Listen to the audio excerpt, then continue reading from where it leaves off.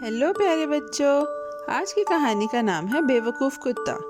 एक दफ़ा का जिक्र है, एक नरम दिल गांव वसी आसमान के नीचे बसा हुआ था और एक थकी हुई माँ कुतिया के 6 छोटे कुत्ते थे। बारिश और हवा उसके लिए फिक्र का बाइस थी, क्योंकि उसके पास अपने बच्चों को गर्म रखने के लिए कोई आरामदेह जगह नहीं थी। वो पानी के गड्ढों से होती हुई चली, उसका कोट गीला था और आंखें उम्मीद से भरी हुई थीं। आखिरकार उसने एक दूसरी कुतिया को पाया, जिसका एक आरामदेह छोटा घर था। वो आजिज़ी से नरम आवाज़ में एक छोटी सी मदद मांगने लगी, ताकि उसके बच्चे सर्दी से बाहर सो सकें।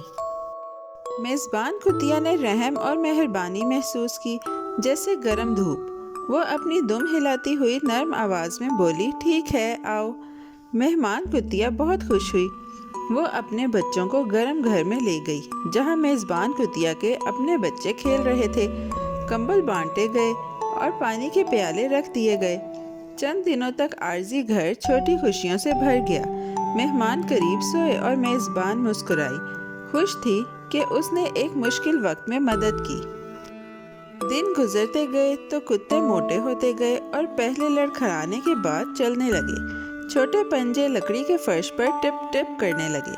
मेहमान माँ फख्र से अपने बच्चों को देखती थी। मेज़बान कुतिया भी देखती और कभी कभी सोचती हुई आंखें झपकाती।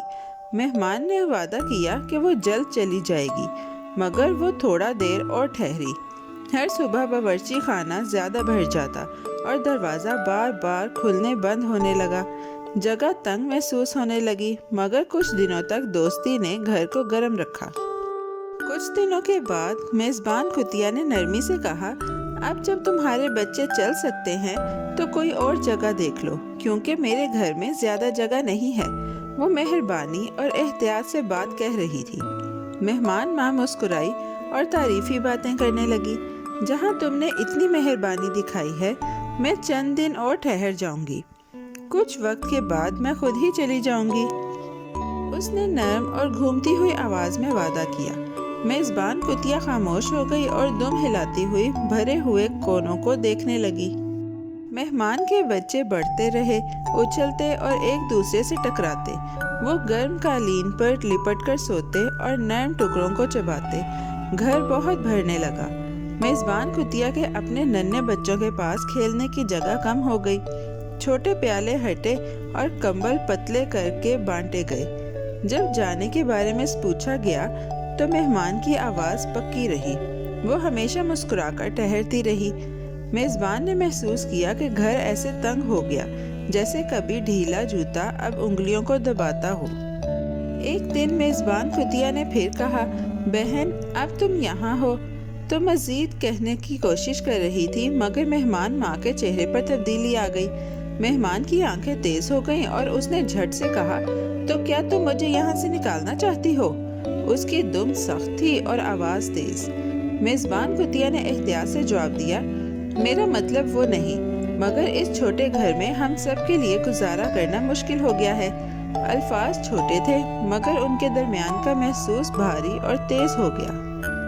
मेहमान कुतिया ने दांत दिखाए और गुस्से से बोली, चाहे मुश्किल हो या आसान, मैं यहाँ से नहीं जाऊंगी। मेज़बान हैरान और उदास हुई। उसने कहा, ओह, क्या ये तुम्हारी ज़बरदस्ती है? मैंने तुम्हें अपने घर में जगह इसलिए नहीं दी कि तुम इससे कब्जा कर लो।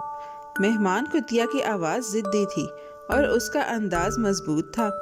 दोनों कुतियाँ हवा और पत्तों की तरह घूमी और एक दूसरे पर भौंकी। उनकी आवाज़ें तेज थीं, जैसे पत्थर टकराने की आवाज़, और छोटे कुत्ते खेलना बंद करके सुनने लगे।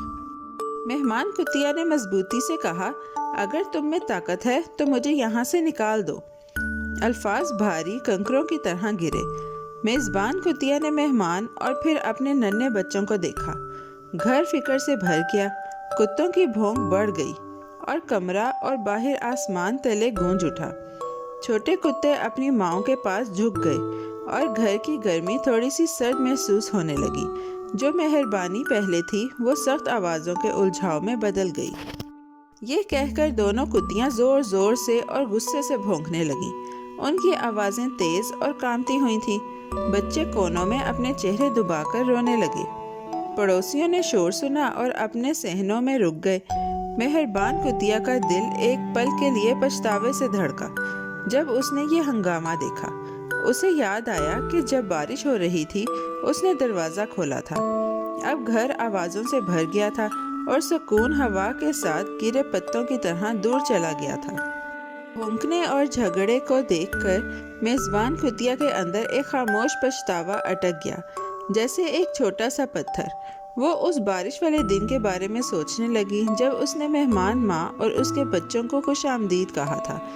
वो सोचने लगी कि घर छोटे पंजों और नरम सांसों से भरा हुआ था।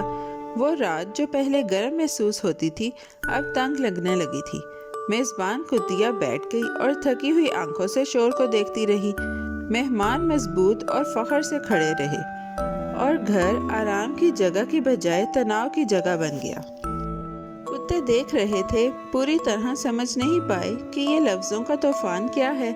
वो जूते सूंघते और छोटे हैरान ढेर बनकर सुल जाते। दोनों माएँ एक दूसरे के सामने खड़ी हो गईं और कमरा जैसे सांस रोक गया। मेज़बान कुतिया की मेहरबानी पहले एक नरम नदी जैसी थी जो अब पत्थरों पर ठोकरें खा रही थी। मेहमान की शुक्रगुजारी जिद में बदल गई। पड़ोसी कुत्ते बाढ़ से देख रहे थे और दो छोटे दिल भारी महसूस होने लगे। मंजर खामोश मगर तेज था, जैसे रास्ते में टहनी टूट जाए। मेज़बान कुतिया एक तरफ खामोश बैठ गई और अपनी इस फैसले पर अफसोस महसूस करने लगी कि उसने नाशुक्री करने वाले मेहमान को पनाह दी। उसने देखा कि देना एक मसला बन गया जो उसके छोटे घर को भर गया था। मेहमान कुतिया घर छोड़कर चली गई और बच्चे दोबारा अपनी नींदों में आराम से चले गए। वो बादल जो कभी उनके मेहरबानी को छुपा रहे थे दूर हो गए। ये नाशुक्रे के लिए नेकी करने का नतीजा है। प्यारे बच्चों, इसी के साथ आज की कहानी ख़त्म होती है। बहुत जल्द हम एक नई और दिलचस्प कहानी के साथ वापस आएंगे। Bye bye.